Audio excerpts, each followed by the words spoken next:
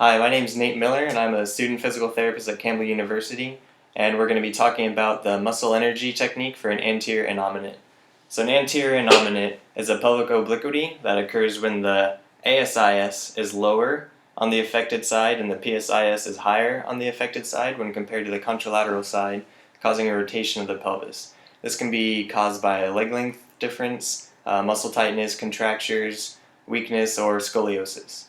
So because of the rotation in the pelvis, the posterior muscles are lengthened, so the glutes and the hamstrings are lengthened a little bit too much. So for this muscle energy technique, we want to activate those muscles in order to help pull the pelvis back into alignment. So I have my patient Richie here.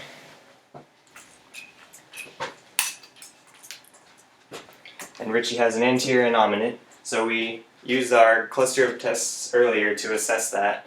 And for the treatment part, we want to have the patient laying in supine. The unaffected leg can be relaxed, just laying down. You want to flex the affected leg to 90 degrees, supporting his foot in your shoulder. That's where he's going to be pushing through. Your other hand can be on his hip or on his other thigh to keep it down. And then I want to instruct Richie to direct his force directly into my shoulder. It's important to have him not direct the force down, so we don't want knee flexion, we want hip extension. So I'm going to instruct Richie to contract to about 50%, and Richie, you're going to push straight into my shoulder through your foot.